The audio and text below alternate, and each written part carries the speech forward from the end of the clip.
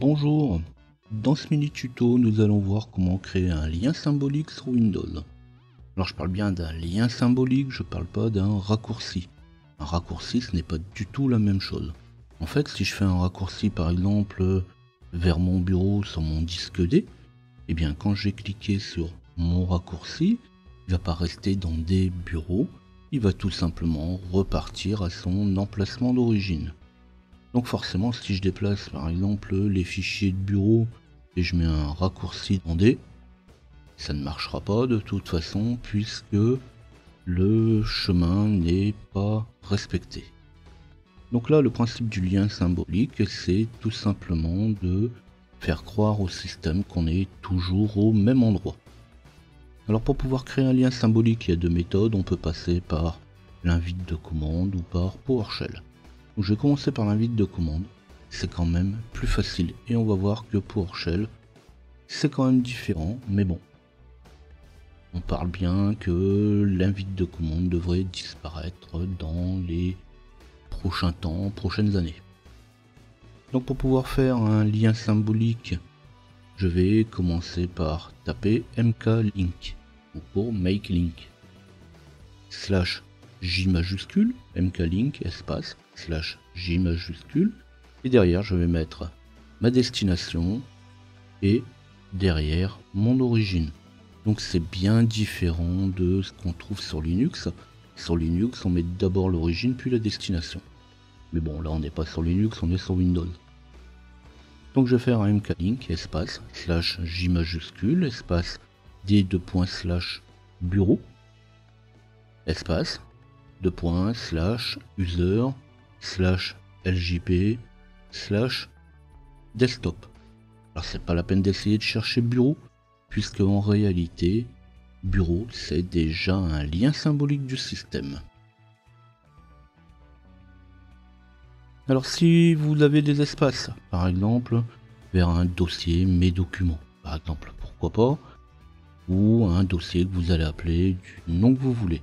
À partir de là, il faudra mettre la destination ou l'origine, de toute façon c'est exactement la même chose.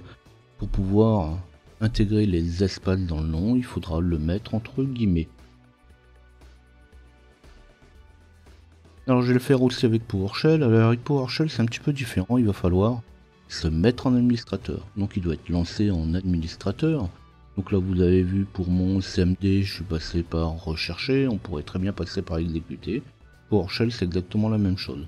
Je fais un clic droit sur mon menu démarrer et je vais chercher PowerShell et je le lance en tant qu'administrateur. Et là, la chaîne, elle est un petit peu plus compliquée, mais bon, il faudra quand même s'y mettre à un moment ou à un autre. Donc on va créer un nouveau item, new-item, espace, -item type, symbolique link,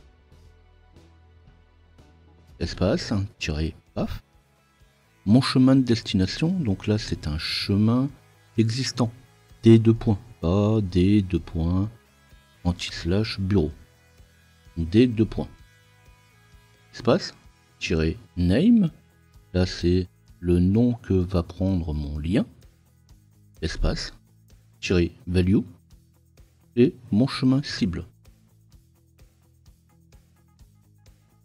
Donc ce qui me donne new item, espace, -item type, espace, symbolique link, espace, -paf, D2 points, espace, -name, bureau, espace, -value, c'est 2 points, anti-slash, user, ljp, desktop.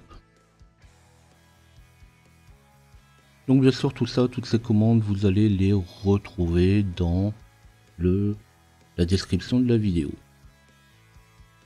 Alors là je l'ai fait dans un sens, on pourrait très bien le faire dans l'autre sens. Donc je pourrais très bien faire un mklink /j c2./data espace d2./. Donc là en fait on va le voir, on le mettra en œuvre dans pas longtemps avec les sous-systèmes Linux, parce qu'on verra que les sous-systèmes Linux ne peuvent pas être déplacés. Et ça peut être intéressant de faire un lien symbolique vers une autre destination. Donc ça peut être aussi intéressant, c'est lorsque vous utilisez le même dossier, les mêmes projets sur différentes machines et que les chemins ne sont pas identiques. Par exemple, je stocke mes données personnelles une fois dans un disque D, une fois dans un disque E, une fois dans un disque F. Et pourtant, quand j'utilise mes raccourcis, je les fais tous pointer au même endroit dans D.